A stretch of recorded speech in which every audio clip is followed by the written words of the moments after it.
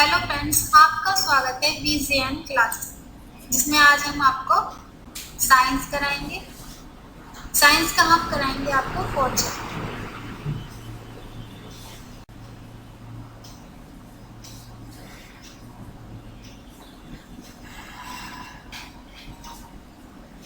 Fourth chapter का नाम है हमारा वस्तुओं का समूह बनाना।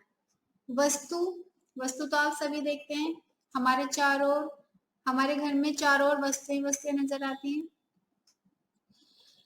तो उनका हमें समूह बनाना, मतलब कि एक प्रकार की वस्तुओं का अलग अलग समूह बनाना, मतलब कि एक जैसे कोई प्लास्टिक की वस्तु है, कोई लोहे की वस्तु है, कोई लकड़ी की वस्तु है, कोई एल्यूमिनियम की वस्तु है, तो उनका अलग अलग समूह बनाना। तो जैसे हम देखते हैं, हम जानते हैं कि भोजन की तरह, वस्त्रों की तरह वस्तुएं भी क्या होती हैं, अलग अलग प्रकार की होती है। ऐसा तो नहीं कि वस्तु एक जैसी होती है, सभी क्या होती है, अलग अलग प्रकार की होती है। जैसे पुस्तकें, वस्त्र, खिलौने तथा बर्तन सभी क्या आकृति के गुण, सभी वस्तुओं के गुण और आकृति क्या होती है, अलग अलग होती है, एक जैसी तो नहीं। आपने भी अपने घर में देखी होगी, कितनी वस्तुएं होती हैं, सभी अलग होती हैं। कुछ लकड़ी की हैं, तो कुछ प्लास्टिक की हैं, कुछ लोहे की हैं। एक एक रूम के अंदर ही बहुत सारी वस्तुएं मिल जाएंगी, लेकिन सभी अलग अलग पदार्थों की मिलेंगी। ठीक है, जैसे आप देख रहे हैं कि हमने देखा है, जैसे बुक में लिखा हुआ है कि हमने देखा है कि हमारे भोजन तथा वस्त्रों में बहुत अधिक विविधता होती है। विविधता का मतलब बहुत सारी वस्तुएं भिन्न होती हैं। सभी लोग एक जैसा भोजन खाना पसंद नहीं करते, एक जैसे वस्त्र पहनना नहीं पसंद करते। उसी प्रकार वस्तुएं भी सब अपने अपने हिसाब से, अपने अपने अकॉर्डिंग ही लेना पसंद करते हैं। ऐसा तो नहीं सभी अगर एक ही जैसे, किसी को लकड़ी का सामान पसंद है तो किसी को लोहे का। उसी तरह अलग अलग पदार्थों की वस्तु लेना पसंद करते हैं। जैसे हम अपने चारों ओर कुर्सियां, बैलगाड़ियां, साइकिलें, खाना पकाने के बर्तन, पुस्तकें, वस्त्र, खिलौने, जल, पत्थर तथा अन्य बहुत सी वस्तुएं देखते हैं। सभी देखते हैं, अपने घर में आप सभी देखते हो। उनकी सबकी आकृतियां, रंग तथा गुण भिन्न होते हैं। मतलब कि एक जैसे, आपने एक प्लेट ली, ली, ठीक है, गिलास लिया, गिलास और प्लेट एक पदार्थ का तो बन सकता है, दोनों स्टील के हैं, लेकिन आकृति क्या है, एक गोल है तो एक लंबा है, तो आकृति दोनों की अलग हो गई। इसी तरह जैसे अपने चारों ओर देखिए तथा गोल आकृति की वस्तु पहचानी। जैसे आप चित्र में देख रहे हैं, इसमें क्या क्या दिया हुआ है, अलग अलग वस्तुएं दी हुई है, लेकिन अलग अलग पदार्थ से बनी हुई है और अलग अलग आकृति की है। जैसे कि ये टॉयज जो है, ये किसका है, रुई का, कपड़े का बना हुआ है। ये प्लास्टिक है, ये भी प्लास्टिक है। ये लोहा है, ये स्टील है। तो अलग अलग पदार्थ, लेकिन इनकी आकृतियां भी एक जैसी नहीं है। कोई समान थोड़ी ना है, कोई गोल है तो कोई चौकोर है, कोई लंबी है तो कोई छोटी है। इस तरह की क्या है, हम आज इस लेसन में क्या पढ़ेंगे, इसी तरह की वस्तुओं का, कि हम वस्तुओं के गुण क्या होते हैं, वस्तुएं किस किस पदार्थ से बनाई जाती हैं, वस्तुएं किस तरह की होती हैं, विलय होती हैं या अविलय होती हैं, कैसी होती हैं, द्रव, गैसीय। मतलब आज हम वस्तु कैसी होती है, पारदर्शिता होती है, अपारदर्शी होती है। तो आज हम पूरा चैप्टर इसी, यही टॉपिक है इन चैप्टरों के। चलिए देखते हैं। जैसे कि आप ये देखिए, इसमें बुक में लिखा, मान लीजिए हम प्लास्टिक की बनी वस्तुओं का एक समूह बनाना चाहते हैं। ठीक है, प्लास्टिक की वस्तुएं आपके घर में सभी को मिल जाएंगी, बहुत सारी होती हैं, जैसे बाल्टी, लंच बॉक्स, खिलौने, जल पात्र, पाइप तथा इसी प्रकार की बहुत सी वस्तुएं इस समूह में। अब आपको समूह बनाना प्लास्टिक, अपने घर की सारी प्लास्टिक की वस्तु को इकट्ठा कर लीजिए और उन्हें देखिए। अब आपने बाल्टी ले ली, लंच बॉक्स ले लिया, खिलौने ले लिए, अपने जल पात्र मतलब कि जिसमें आप पानी भरते हो वो ले लिया, और अब उन्हें एक साइड कर दिया। लेकिन अब आप उसमें देखिए कि उन, वो प्लास्टिक के तो सभी है, लेकिन उनकी आकृतियां क्या है, बिल्कुल भिन्न भिन्न है। उसी तरह आप अपने घर में प्रैक्टिकल करके देखिए, सारी वस्तुएं लोहे की एक तरफ करिए, प्लास्टिक की एक तरफ, स्टील की एक तरफ, आप बहुत सारी करके देखिए। अब जैसे कि क्रियाकलाप 1 में क्या दिया हुआ है, क्रियाकलाप 1 में दिया हुआ है, आइए अब हम अपने चारों ओर जितनी संभव हो सके उतनी वस्तु, यही जो मैंने आपको बताया कि अपने स्कूल में, अपने घर में बहुत सारी चीजें इकट्ठा कीजिए और उनका अलग अलग समूह बनाइए। जैसे प्लास्टिक की एक तरफ कर दी, लोहे की एक तरफ कर दी, लकड़ी की एक तरफ कर दी। तो आप खेल खेल खेल में ये सब सीख सकते हैं। आपको पता होना चाहिए कि प्लास्टिक क्या है, लोहा क्या है, लकड़ी क्या है और अन्य पदार्थ क्या है। उसी में खेल भी हो जाएगा और आपके समूह भी बन जाएंगे। जैसे कि दिया हुआ है, अब जैसे आपने वस्तुएं तो बहुत सारी देख ली, अब अपने घर में बहुत सारी वस्तु देखते हैं, लेकिन वस्तुएं किस तरह से बनाई जाती है, किस पदार्थ से बनाई जाती है, इसके बारे में तो आपको जानकारी नहीं है। आपको जानकारी होनी चाहिए। तो जैसे सारणी, ये जो सारणी दी हुई है हमारे पास 4.1, इसमें दिया हुआ है वस्तु तथा पदार्थ जिनसे बनी है। वस्तुएं क्या, आप अपने प्लेट या थाली अपने घर में देखिए, लेकिन वो किस चीज से बनी हुई है ये तो नहीं पता ना। ये पता करने के लिए आपको जैसे इसमें पदार्थ से बनी चीज, मतलब कि पदार्थ जिनसे बनी है वह पदार्थ कौन सा, इस्पात। इस्पात वह, आप प्लेट देखते हो, खाते भी हो खाना। प्लेट क्या होती है, प्लेट इस्पात से बनी होती है। मतलब कि देखो, स्टील की भी प्लेट होती है, कांच की भी होती है, प्लास्टिक की भी होती है, और जो डिस्पोजल कागज की भी होती है। जो आप बाजार में कुछ खाते हो वो क्या किसकी होती है, कागज की और पिन्नी की बनी होती है। डिस्पोजल भी होती है, जिसे आप खाते हो फेंक देते हो, कागज की भी खाकर फेंक देते हैं। तो हमारी क्या होता है पदार्थ, मतलब कि किस, आपको देख के पता चल जाना चाहिए कि ये कौन से पदार्थ से बनी है। अब पेन, पेन में क्या क्या धातु हमारा, मतलब क्या कौन कौन से पदार्थ हमारे एकत्रित हुए, प्लास्टिक का बना और उसमें कुछ धातु लगा। उसी तरह हमें ये पता होना चाहिए, हमारी बुक, मान लो जैसे हमारी बुक जो होती है, पुस्तक जो होती है, वो हमारी किससे बनेगी, कागज से बनेगी। तो हमें पता होना चाहिए कि हमारी जो भी वस्तु है वो कौन से पदार्थ से बनेगी। इसी तरह आप अपने घर में देखिए और कमेंट बॉक्स में लिख के देखिए हमारे घर में क्या चीज है और वो कौन से पदार्थ से बनी है। ऐसे आपकी क्रियाकलाप 2 की तरफ चलते हैं। जैसे 4.2 में सारणी में दिया हुआ है कि इन सब सारणियों में हमें क्या पता चलता है कि पहले हमने वस्तुओं को कई ढंग से समूह में रखा। पहले जैसे कि मैं पहले क्रियाकलाप में मैंने क्या बताया कि आप वस्तुएं लीजिए और उन्हें समूह में रखिए। दूसरे क्रियाकलाप में मैं इसमें क्या बता रहे हैं कि इसके पश्चात हमने यह पाया कि हमारे चारों ओर विभिन्न विभिन्न विभिन्न पदार्थों से बने जो वस्तुएं वो विभिन्न पदार्थों से, जैसे कि मैंने बताया। जैसे आप इस सारणी में देखिए, लकड़ी, लकड़ी से हम क्या क्या, हमारे घर में क्या क्या बन सकता है, कुर्सी, मेज, हल, बैलगाड़ी और उसके पहिए। ठीक है, कुर्सी मेज तो सभी के पास होते हैं, बैलगाड़ी तो एक बार को नहीं भी हो, लेकिन कुर्सी मेज सभी के घर में होते हैं। कागज, कागज तो आप जानते हैं आपके बैग में इतने सारे मिल जाएंगे। कागज से मतलब मेरे पुस्तकों से है, पुस्तक, नोटबुक, क्योंकि आप पढ़ते हो तो समाचार, न्यूज़पेपर सभी क्या आता है, खिलौने, कैलेंडर जो हमारे घर में लगे होते हैं वो भी कागज से बनते हैं। चमड़े से क्या बनाते हैं हम, चमड़े से हमारी बेल्ट भी बनती है, हमारे जूते भी बनते हैं, और भी बहुत सारी वस्तुएं जो चमड़े से बनाई जाती है। प्लास्टिक, प्लास्टिक, प्लास्टिक तो आप जो जिन खिलौने से आप खेलते हो ज्यादा अधिकांश वो प्लास्टिक से ही बने होते हैं। और प्लास्टिक से मतलब कि बहुत सी वस्तुएं ऐसी होती है प्लास्टिक, खिलौने हो गए, हमारे जो इस मतलब रसोई में जो रखे रहते हैं डिब्बे वो भी प्लास्टिक के होते हैं। रुई, रुई से हम क्या बना सकते हैं, रुई से हम रजाई बना सकते हैं जिसे आप सर्दियों में ओढ़ते हो, और गद्दे बनाते हैं, रुई से हम टॉयज बना लेते हैं। तो ये सब क्या हमारी वस्तुएं जो हम बनाते हैं वो कौन से पदार्थ से बनी होती है ये हमें पता होना चाहिए, और वस्तुएं कौन सी किस पदार्थ से बनी, मतलब कि कौन सी किस पदार्थ से बननी चाहिए, ये बन सकती है, ये भी हमें पता होना चाहिए। अब जैसे अब आता है हमारा पदार्थों के गुण। अब हमने ये तो सीख लिया कि समूह कैसे बनाते हैं, अब हमने ये भी सीख लिया कि पदार्थ से, मतलब कि कौन से पदार्थ से कौन सी वस्तु बनी है, लेकिन हर पदार्थ का अपना अपना गुण होता है। जैसे कि क्या आपने कभी ये जानने का प्रयास किया है कि गिलास कपड़े का क्यों नहीं बनाया जाता, क्या आप कपड़े के गिलास में पानी पी सकते हो, सोचो, नहीं ना।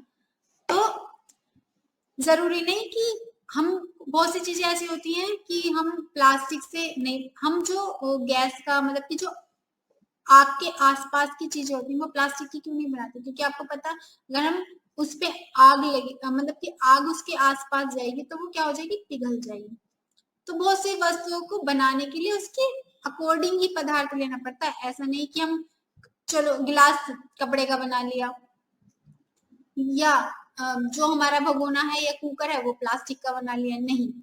जिसके लिए जो सही होता है वही पदार्थ हम क्या करते हैं, यूज करते हैं। अब देखिए जैसे अध्याय 3 मतलब कि में कपड़े के टुकड़ों के साथ जो प्रयोग हमने किया, जो हमने लेसन 3 में किया था, वो एक बार वो वाली वीडियो देखना। उसमें हमने क्या देखा था कि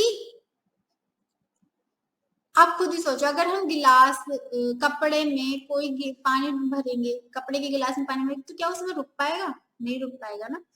तो इसलिए तो किसी भी वस्तु बनाने के बहुत से ढंग होते हैं और बहुत उसी पदार्थ का हमें चयन करना पड़ता है। जैसे कि गिलास बनाने के लिए हमें कांच, प्लास्टिक, धातु, अन्य कोई ऐसा पदार्थ चाहिए जो जल को रोक सके। कपड़े में नहीं रुकेगा, कागज में वो कुछ हद तक रुक सकता है, लेकिन बहुत देर तक आप रख दोगे तो नहीं रुकेगा, कहीं ना कहीं कागज गल जाएगा और पानी सारा नीचे निकल जाएगा। लेकिन प्लास्टिक में आप कितनी देर तक रख लो, कांच में आप कितनी देर तक रख लो, और अन्य पदार्थ जैसे कि हमारा स्टील का होता है, उसमें आप रखते हो, पीते हो, तो क्या होता है, हर पदार्थ का अपना गुण होता है और हर पदार्थ को आप हर वस्तु को आप हर एक पदार्थ से नहीं बना सकते। तो आपको ये पता होना चाहिए कौन सा पदार्थ किस वस्तु के लिए सही है। तो चलिए जैसे अब आगे जैसे दिया हुआ है बुक में, अतः पदार्थों का वह सब गुण क्या है जो उसके उपयोग के लिए महत्वपूर्ण होते हैं। जैसे कि जैसे हमने गिलास के बारे में बात करी, गिलास हो गया, ठीक है। मैंने बताया कि हम गैस पे अगर कुछ खाना बनाए तो प्लास्टिक के पदार्थ से तो नहीं बना सकते, उसके लिए स्टील चाहिए। कांच में भी नहीं बना, लेकिन माइक्रोवेव में जो बनता है वो कांच में बन जाता है। लेकिन गैस पे अगर हम कुछ बना रहे हैं तो उसके लिए स्टील, लोहा या एल्यूमिनियम का, मतलब कि एल्यूमिनियम के पदार्थ से बनी वस्तु का यूज करेंगे। अब आती है हमारी दिखावट। दिखावट क्या होती है, पदार्थ प्राय एक दूसरे से भिन्न दिखाई देते हैं। अब देखो जैसे आपने प्लास्टिक देखा, प्लास्टिक अलग हो गई, लोहा अलग हो गया, स्टील अलग होता है, बहुत से मतलब एल्यूमिनियम अलग होता है। कोई भी पदार्थ एक जैसा तो दिखाई नहीं देता ना, सभी अलग होते हैं, देखने में अलग होते हैं, तो उन्हीं उसी प्रकार उनके गुण भी अलग होते हैं, ठीक है।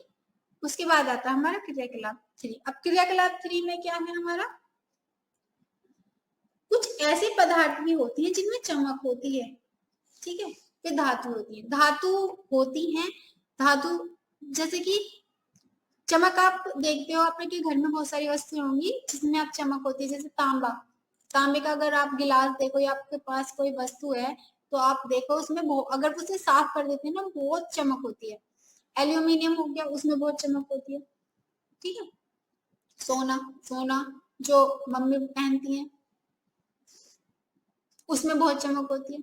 लेकिन अगर वह मतलब कि चमक होती है, लेकिन अगर वह हवा या पानी के प्रभाव में आती है तो वह चमक चली जाती है। जैसे कि तांबे को हमने साफ किया और 2-4 घंटे के लिए रख दिया तो हवा, उसमें हवा लगी तो वो काला पड़ जाता है, फिर उसे साफ करोगे फिर चमक जाएगा, लेकिन फिर उसे हवा में रख दोगे तो फिर वो काला पड़ जाएगा। इसी तरह एल्यूमिनियम होता है, उनमें नमी आ जाए या पानी का प्रभाव हो जाए तो वो क्या होते हैं, उनकी चमक खो देते हैं।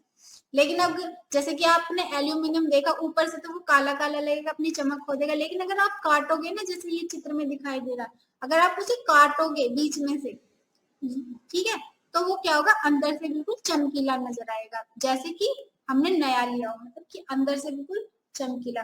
तो आप जैसे इसमें ये लिखा हुआ है कि क्या आप अन्य पदार्थ में इस प्रकार की कोई चमक अथवा श्रुति देखते हैं, जैसे भी संभव हो सके किसी भी ढंग से इन्हें काटिए। ऐसा आप कक्षा में जितने भी पदार्थों के साथ कर सकते हैं, मतलब कि कोई ऐसा पदार्थ लीजिए जो चमकीला ना हो, लेकिन आप अगर उसे काटोगे तो वो अंदर से चमकीला ही निकलेगा। अब आता है हमारा क्या, कठोरता। कठोरता और कोमलता तो आप जानते ही होंगे।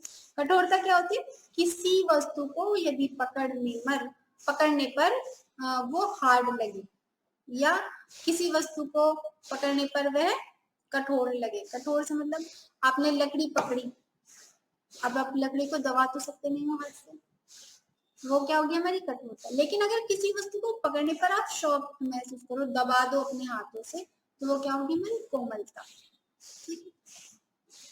जैसे आप देख रहे हो, धातु की एक चाबी लीजिए तथा उसमें लकड़ी, एल्यूमिनियम, पत्थर का टुकड़ा, कील, मोमबत्ती, चक, अन्य पदार्थ अथवा वस्तु के पृष्ठ को खरोचने का प्रयास कीजिए। अब चाबी लिया आपने, चाबी से चाबी से आपने कोई लकड़ी खरोची, ठीक है। आप कुछ पदार्थों को आसानी से खरोच सकते हो। अब चाबी से बहुत से पदार्थ, जैसे मोम है, मोम को अपन आसानी से मतलब खरोच दोगे, कुछ नहीं लगेगा। लेकिन लकड़ी को थोड़ी ना खरोच, हाँ खरोच सकते हो। क्या लोहे को खरोच सकते हो? नहीं खरोच सकते। तो लोहा और लकड़ी क्या हो गया हमारे कठोर पदार्थ। लेकिन कोमल पदार्थ कौन से? रुई। आप रुई को पकड़ो तो क्या होगा, वो बिल्कुल सॉफ्ट सॉफ्ट हो जाएगी, मतलब कि हाथ में पकड़ने में अच्छा लगेगा। और मोम को अगर हम चाबी से क्रैश करेंगे या खरोचेंगे तो क्या होगा, आसानी से हो जाएगा। तो वो क्या हमारे कोमल पदार्थ। तो उसके बाद एक और आता है हमारा, जैसे ये लिखा हुआ खुरदुरा। खुरदुरा क्या होता है, जो आप हाथ, मतलब कि जो आप हाथ, किसी वस्तु पर आप हाथ फेरते हो तो आपको लगता है कि ये तो नुकीला सा, ये चुभ रहा है, तो जहां पे चुभने का एहसास हो वो क्या होता है हमारा खुरदुरा। तो आप देखते हो, आप अपने घर में वस्तु देखना और सब पर हाथ फेर देखना, कौन सी कोमल है, कौन सी आपको छूने में बिल्कुल कठोर लग रही है कि अभी से नहीं छूएंगे, कौन सी खुरदुरी लग रही है। तो आपको पता चल जाएगी कठोरता क्या होती है, कोमलता, कोमल वस्तु क्या होती है और खुरदुरी वस्तु क्या होती है। उसी प्रकार आगे आता है हमारा विलय। क्रियाकलाप 4 में देखते हैं, क्रियाकलाप 4 में हमारा विलय अथवा अविलय। अब आप घर में बहुत सारी वस्तुएं, आप शरबत पीते हो या शिकंजी, उसमें आप नमक भी डालते हो, चीनी भी डालते हो, बहुत आसानी से घुल जाती है ना, और क्या बन जाता है वो पानी। जो वस्तु पानी के साथ बहुत आसानी से घुल जाए, आपको सिर्फ पानी, मतलब कि सिर्फ आपको ना चीनी दिखाई देती और ना नमक और ना नींबू, कुछ नहीं दिखाई देता, सिर्फ आपको लगता है व्हाइट व्हाइट तो हो जाता है, लेकिन आपको किसी चीज का एहसास नहीं होता, कुछ चीज दिखती नहीं है उसमें। जो जैसे कि जो वस्तु पानी के साथ घुल जाए उसे क्या बोलते हैं, विलय। और जो वस्तु पानी के साथ नहीं घुलती, पानी अलग और वो वस्तु अलग दिखाई देती है, वो क्या होती है हमारी अविलय होती है। अब जैसे कि बुक में लिखा हुआ है, कुछ ठोस पदार्थ जैसे चीनी, नमक, चाक पाउडर, बालू, रेत, बालू को क्या बोलते हैं, रेत, तथा लकड़ी के बुरादे के नमूने एकत्र कीजिए। आप इन सब चीजों को लीजिए और एक कांच के 5 गिलास लीजिए, ठीक है। चीनी, नमक तो आपको मिल ही जाएगा, चाक पाउडर भी मिल जाएगा, रेत भी मिल ही जाएगा, और लकड़ी का बुरादा। 5 क्या लोगे, गिलास। गिलास में कितना पानी भरना है आपको, 2/3, मतलब कि आधे से थोड़ा सा ऊपर ही, ठीक है। उसमें जल भर लीजिए। पहले गिलास में कुछ मात्रा में चीनी डालिए, दूसरे में नमक, तीसरे, मतलब कि सभी में जो हमने ये पदार्थ लिए हैं उन्हें आपको पानी में डाल देना। अब आप देखो, अब ये जो सारणी दी है आप देखो, नमक हमारा, आप अपने उसमें देखना, नमक घुल गया। हाँ, जब आप देखोगे तो आपको नमक दिखाई नहीं देगा, सिर्फ पानी दिखाई देगा। चीनी घुल गई, हाँ घुल गई, क्योंकि आपको क्या दिखाई देगी, पानी ही दिखाई देगा। आप रेत वाला देखना, जिसमें आपने रेत डाला है, क्या रेत घुल जाएगा, नहीं, रेत आपको नीचे बैठा हुआ नजर आएगा। चाक पाउडर घुल जाएगा, घुल जाएगा, लेकिन पानी व्हाइट हो जाएगा, लेकिन घुल जाएगा। उसके बाद लकड़ी का बुरादा, क्या बुरादा घुल जाएगा, नहीं, आपको क्या दिखाई देगा, नीचे या ऊपर तैरता हुआ नजर आएगा। क्या आएगा, नीचे तैर। तो आपको समझ आया विलय क्या होता है, अविलय। जो पानी के साथ घुल जाए वो विलय होता है, और जो पानी के साथ नहीं घुलता, पानी अलग और आपको पदार्थ अलग दिखाई दे, वो क्या होता है हमारा अविलय पदार्थ। समझ आया। उसके बाद आता है, बहुत सी ऐसी भी वस्तु होती है, बहुत सी द्रव होती है जो लिक्विड होती है, जो मैंने ऊपर बताई थी क्रियाकलाप चार्ट में, वो थी हमारी ठोस। ठोस क्या होती है हमारी, जैसे कि नमक। लेकिन लिक्विड क्या होती है, जैसे कि सिरका हो गया, नींबू का रस हो गया, तेल हो गया। अब हम क्रियाकलाप 5 में क्या बता रहे हैं, द्रव। द्रव वाली, अब आप गिलास लीजिए तो अब आपको हम ये बताइए, बहुत से द्रव ऐसे होते हैं जो पानी के साथ घुल जाते हैं। आप नींबू का रस डालोगे पानी में तो घुल जाएगा, लेकिन अगर आप तेल डाल दोगे पानी में तो नहीं घुलेगा। आप करके देखना, घर में करोगे तो आपको पता चल जाएगी कौन सी वस्तु विलय है और कौन सी अविलय है। अब जैसे कि आप बुक में पढ़ते हैं, चलिए, सिरका, नींबू का रस, सरसों का तेल अथवा नारियल का तेल, मिट्टी का तेल अथवा अन्य किसी द्रव्य का नमूने एकत्रित कीजिए। ठीक है, आपको ये सब चीजें मतलब इकट्ठी करनी है। और एक कांच का एक गिलास लीजिए, इसे आधा जल से भर लीजिए। ठीक है, अब इसमें चम्मच भरकर कोई द्रव्य मिलाइए। अब आपने मान लिया एक गिलास में नींबू का रस मिला लिया। ठीक है, पानी है उसमें नींबू का रस, आपको क्या ना तो नींबू का रस अलग नहीं दिखाई देगा और पानी है, मतलब कि सब कुछ मिल जाएगा। तो अब क्या है, ये विलय है। लेकिन दूसरे गिलास में आपने एक जल भरा, लेकिन उसमें क्या डाल दिया आपने, मिट्टी का तेल डाल दिया, या कोई सा भी तेल डाल दिया, सरसों का ही डाल दो। ठीक है, डाल दिया। अब आप देखोगे कि तेल जो है वो हमारा ऊपर दिखाई दे रहा है, क्या नीचे क्या है हमारा, पानी है। तो ये क्या, ये जो द्रव्य है हमारा क्या है, विलय है या अविलय, अविलय। तो उसी प्रकार जैसे आप ऊपर बताया था कि जो ठोस वस्तुएं ऐसी होती हैं जो पानी के साथ घुल जाती हैं वो विलय होती हैं, जो नहीं घुलती वो क्या होती है, हमारी अविलय होती है। इसी प्रकार द्रव वस्तुएं भी होती हैं बहुत सी, जो घुल जाती है वो हमारी क्या होती है, विलय होती है, जो नहीं घुलती वो क्या होती है, हमारी अविलय होती है। अब जैसे कि 4.4 सारणी में देखिए, जो सिरका होता है, आपने ये सब इकट्ठा किया, नींबू का रस के बारे में मैंने आपको बताया, घुल जाता है, सिरका घुल जाए, भली भांति मिश्रित हो जाता है, मिश्रित का मतलब घुल जाएगा। ठीक है, आपको पानी और सिरका लेकिन बिल्कुल मिक्स मिलेगा। सरसों का तेल डालोगे आप, तेल ऊपर आएगा और पानी नीचे, नहीं घुलेगा। नारियल का तेल, वही जैसे आप सरसों का तेल का प्रयोग करोगे वैसे नारियल का तेल, वही सब कुछ होगा, ऊपर तेल और नीचे पानी। ऐसे ही किरोसिन के साथ है। ठीक है, करके देखना, आपको घर में सब चीजें मिल जाएंगी। अब चलते हैं नीचे।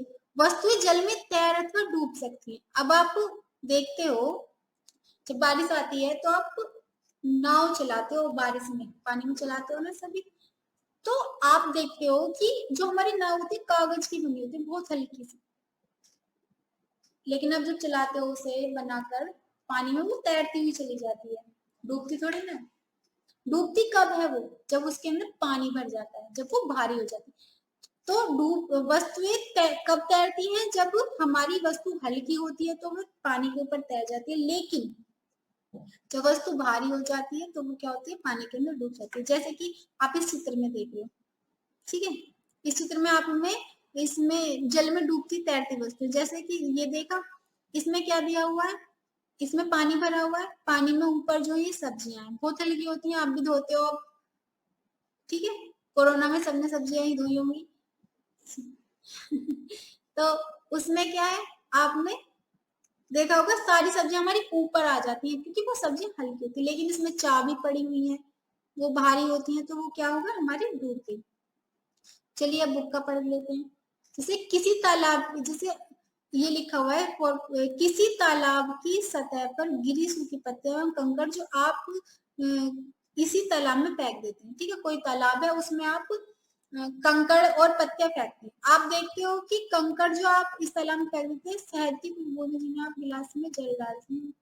अब जब आप देखते हो कि कंकड़ आपने डाला तो वो डूब गया क्योंकि वो भारी था, पत्ती आपने डाली वो तैरती रही क्योंकि क्यों, पत्ता बहुत हल्का होता है। तो आपको समझ आया कि जो कोई वस्तु भारी होती है वो पानी में डूब जाती है, और जो कोई हल्की होती है वो क्या होती है, तैरती रहती है। ठीक है, तो आप इस प्रयोग को भी करके देखना। अब आगे चलते हैं, आगे आगे क्या, हमारी पारदर्शिता। पारदर्शिता क्या होती है, अपारदर्शिता क्या होती है, और पारभासी क्या होती है, इन वर्डों के बारे में बताइए।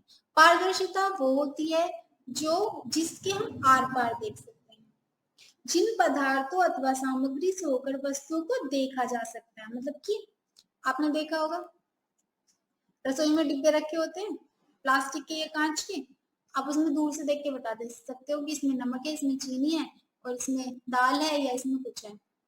ठीक है, वो क्या होगी, हमारी पारदर्शिता। आप कांच देखते हो, कांच है, आप सामने से बता सकते हो कि सामने क्या रखा हुआ है क्या नहीं। तो ये क्या होगी, हमारी पारदर्शिता।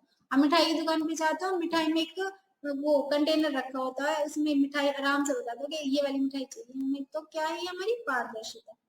ठीक है, लेकिन इसी का अपोजिट क्या होता है, अपारदर्शिता होती है। अपारदर्शिता क्या होती है, अपारदर्शिता वो होती है जिसमें आप देख ना सको, जिसका आपको पता ही ना कि अंदर क्या रखा हुआ है। अब जैसे बुक में लिखा हुआ है, देखते हैं, आपने लुका छुपी का खेल खेला होगा, उन स्थानों के बारे में विचार करिए जहां आप खेलते समय छिपना चाहोगे। ताकि आप दूसरों को दिखाई न दें। अपने स्थानों को ही क्यों चुना? क्यों? अब वहीं तो छुपोगे जहां पे आप दिखाई ना दो। आप कांच के सामने छुप जाओ, ठीक है, कांच के सामने छुपोगे, सामने वाला बता देगा, जो बच्चा ढूंढ रहा होगा कि वो छुप रहा, क्योंकि आप दिख जाओगे। तो आप कौन से स्थान का यूज करोगे? अपारदर्शिता, जहां जिसके पीछे आप छुपोगे वहां से मतलब कि आप दिखाई ना दो। समझ में आया? अब जैसे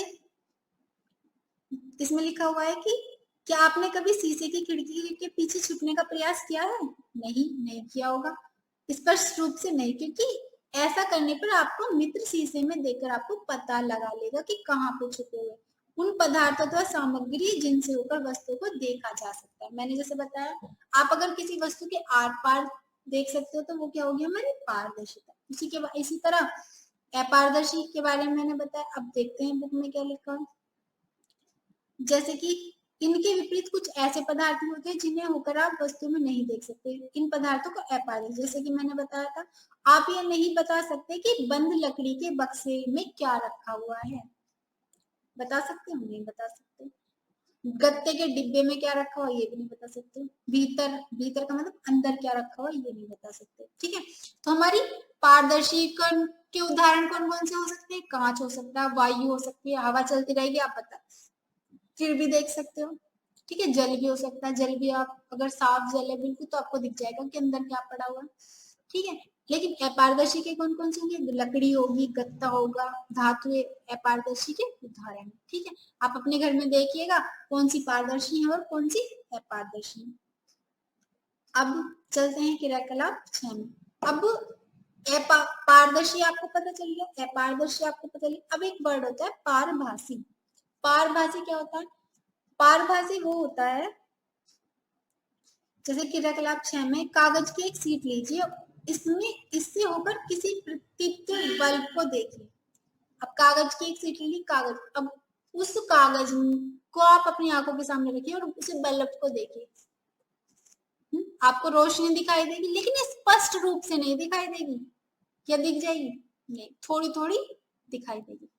ठीक है, तो ये क्या हो गया मेरी पारभासी। जैसे कि ऐसे पदार्थ जिनसे होकर वस्तुओं को देखा जा सकता है लेकिन स्पष्ट नहीं देखा जाता, जैसे तेल के धब्बे।